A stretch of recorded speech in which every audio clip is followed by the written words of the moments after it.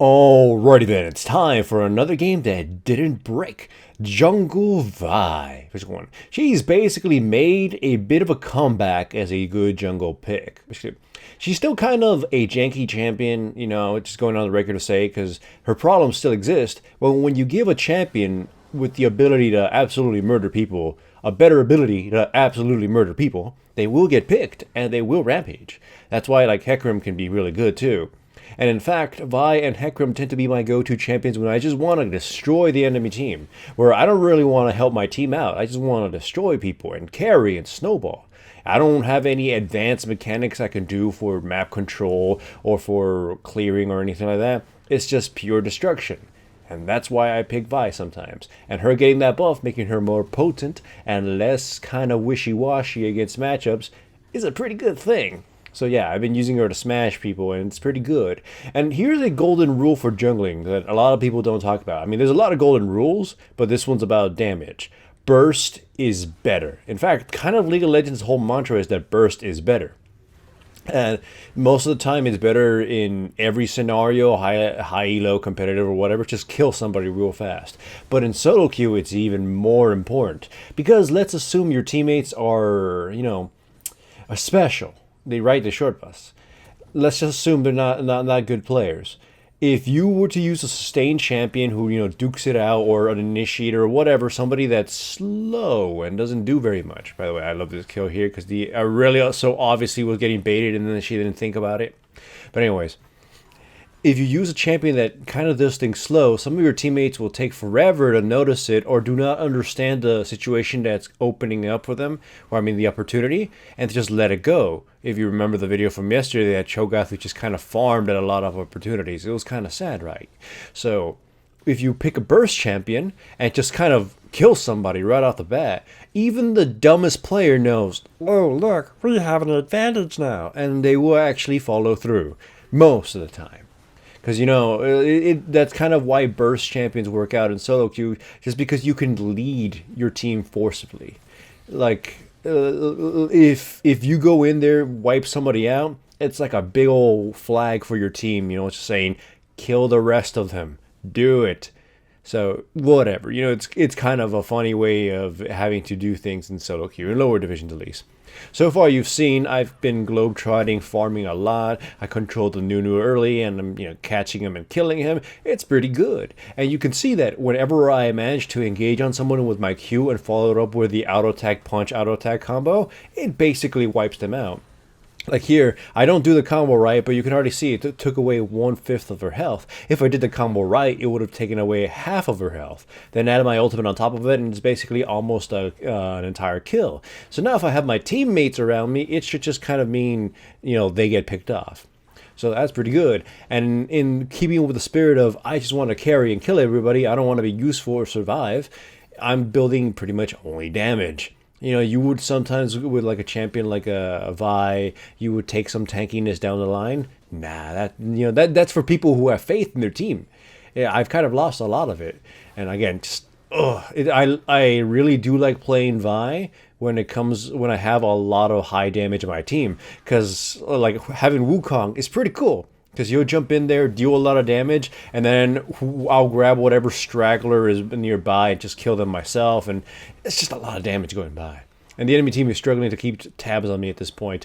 Their team comp is not exactly bad, but it's not, how would you say, it doesn't have a lot of damage or burst of their own. Most of their damage is pretty sustaining. I mean, Aurelia tends to be bursty, but it's in the end, she doesn't win a fight in like a second. She wins a fight, through the course. So it kind of opens up the opponents to the enemy team to situations where the Wukong guy can kill somebody before they manage to kill one of us, and then just turn the tide that way. Like, look, I catch Aurelia, I burst her down to half of her health with one combo. And I didn't even attach my ultimate to it. It's pretty damn deadly. I was saving my ultimate just because I didn't know if like Bard or somebody else was coming by, and I didn't want to overcommit too much. So yeah. But at this point, the enemy team is kind of losing control of their map because the Nunu fell off really fast. I mean, he only died once, but he lost a lot of control. And a control jungler who loses control of his jungle can sometimes surprisingly have a hard time getting it back. Because once the ganker is off their leash, off their chain, they're just, they're just killing whoever they get nearby. Here again, just anytime there's an opportunity for me to throw out my Q combo, somebody just gets annihilated. And that alone is just making Vi super potent for solo Q. But again, I just kind of do love it too that I have a high damage initiator bruiser type alongside me. He's also building damage, which makes it even sexier, so pretty good. The enemy team, again, can't really do very much because they are not very, well, they're not very tanky for starters. They're like quasi-tanks, and they don't have a good initiation aside from maybe an Ash ultimate or a Nunu snowball from the surprise bushes or something. And again, it's not the worst. It's just they're not able to play to the strengths they were supposed to, because I think that a Nunu was super surprised at the early invasion and control he was submitted to. So yeah, again, they lost control of the early game, and as such, they're getting kind of punished by it. But as you can see, they are able to take some choice kills from us, mostly because their team isn't so weak. But they're overcommitting a lot and getting chunked by it. Like again, you saw that I hit her for a lot, and Wukong just annihilated the rest of her health. Essentially, whoever comes close to us, whoever becomes the front line, will get melted by us. So, considering the game has run away from them, they're no longer laning or able to safely farm or anything. I mean, they're still farming. In fact, they're kind of farming better than us. But we're kind of taking the fight to them. It's becoming more dangerous for them to, breathe at this point. So, yeah. We're just roaming through the jungles. We're, taking farm by and just catching anybody. And it's kind of... I couldn't show it there because my replay skills for this game were kind of bad. But somehow the Aurelia, who completely caught the Caitlyn off guard, died, and I was kind of embarrassed for her. But anyways, here look, ooh, I chunk him so hard. And when your few damage dealers, and one of the ones who's kind of supposed to set up a whole team fight, gets killed that easily or gets wounded that easily, you're in for a big issue, you're in for a really tough game now. Their biggest hope kind of is on the Bard and the Aurelia. Kind of the Bard in preventing somebody from killing their back line, and the Aurelia in hopes that she can kill some of our damage dealers. But you can see anyone who gets close just kind of disappears from existence. And once Wukong or I get behind their front line and just start beating their squishies, they just disappear. It is done.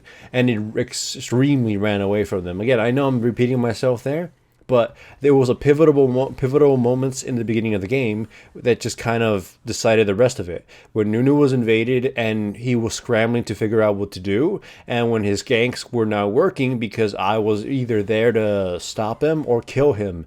So yeah, also the Nami too. She was on point with at least with her roams. The Nami's probably the MVP alongside me this game so far. Just for mostly having some support, that whole support presence and pooping wards and whatnot. So yeah, I mean, the boots of mobility of hers pretty paid off. So yeah. That said, this video also does have one of those breaks where the replay stops working, so you're going to see a janky footage split in a little bit. But like I said, one of the biggest things the enemy team can do is kind of pick us off. And if they do that, if my team isn't there to sort of pincer snap them, having, someone in the front, and then the Wukong and I just kind of was sniping people from the back, my front line, which pretty much doesn't actually exist, we don't really have a front line, will get melted by the Aurelia. Basically, the same scenario as them. If we put anyone in the front who gets caught, they will probably just die. If we can't, counterattack. That's a better way to put it. If my team can't counterattack properly, then we'll probably die. And in this scenario, the Ashe was severely underestimating my desire to murder her. So she gets destroyed, and then we just kind of scramble away. But you kind of can see there. If we don't have the right counterattack, we won't completely wipe them out. But Wukong and I solo can kill someone important enough that it's just sort of like a free kill.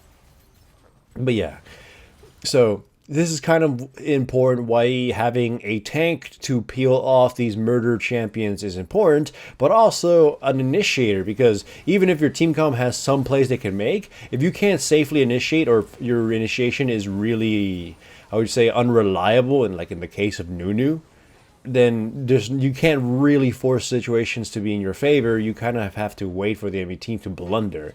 And, the higher divisions you go, or if a few players are very smart about how they initiate, in this case, Nanami and me are able to coordinate certain things, then nothing's going to happen in your favor.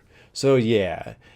Again, not the worst enemy team composition. They just didn't play early game to the strengths that they were kind of picking into, and they have no means to recover into the mid game. But I love this next scene here. Well, I chase after Vladimir, absolutely kill him. It's just easy peasy. Aurelia comes in, I dodge her stun by punching her in the face with a short burst Q, chunk her for a lot of damage, and eventually kill her.